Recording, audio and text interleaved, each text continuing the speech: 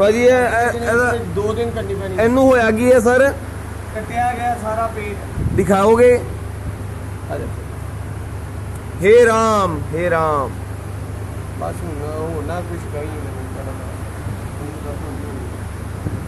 यार कॉटन ले आओ विटामिन दे। ਅਸੀਂ ਸਾਰੀ ਟੀਮ ਜੀ ਤੁਸੀਂ ਦੇਖ ਸਕਦੇ ਹੋ ਗਊਸ਼ਾਲਾ ਲੋਹਗੜ੍ਹ ਆਈ ਹੈ ਇੱਕ ਇੰਜਰਡ ਬੱਚਾ ਵਾ ਉਹਨੂੰ ਲੈ ਕੇ ਜਿਹਦਾ ਕਿ ਪੇਟ ਪੂਰਾ ਫਟ ਚੁੱਕਾ ਵਾ ਉਹਦਾ ਟ੍ਰੀਟਮੈਂਟ ਕਰਦੇ ਪਏ ਹੈ ਰਾਹਿਲ ਜੀ ਆਪਣਾ ਅਜੇ ਸਿੰਘਾਰੀ ਜੀ ਅਮਿਤ ਜੀ ਵरुण जी अनूप जी ते करण जी।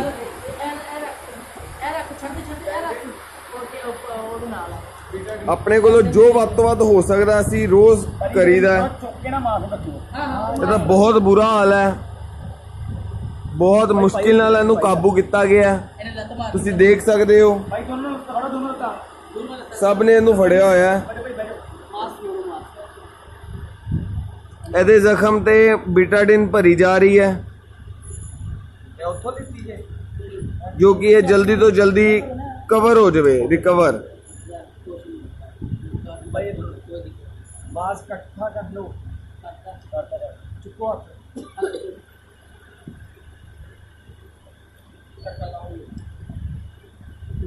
खड़ा करना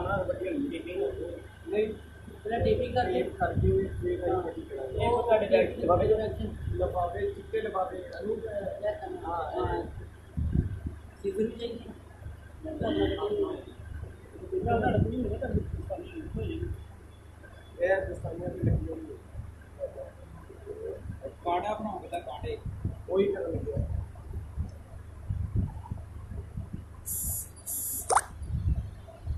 आज गुरु जी की वाइफ के भी मैं जानता हूं वो भी आदि बैठी है। हां ये रह गए कल्ले दोनों बड़ा आप दे हो गए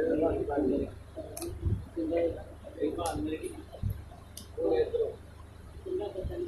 और सारे डॉक्टर रूमों में रहता है झाकी बन रहे हैं तो भाभी गाँव का था कि कल सो का बजा तो भाभी झाकी बना रहे हो कहते मैं कहना मैं गड्डी में जाने थोड़ा ऐड करता उन्होंने बोलता दूर दौड़ किया मैं भाभी तो नाम झाकी बन रहे हो क्या मतलब भैया मैं कहा शीतला मंदिर में झाकी कल का दिन संडे शाम के महीने कलिया को ये तो करने एक को लगते कि नहीं एक घंटे इतना ना हो जाए हमारे के पट्टी के पट्टी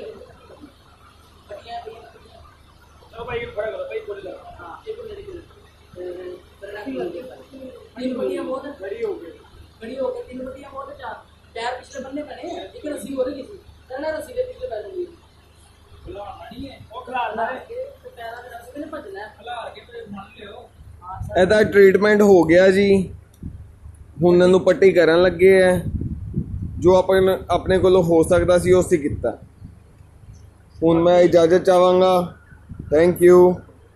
चला थोड़ी देर बाद दूसरे मिशन पे मिलते हैं।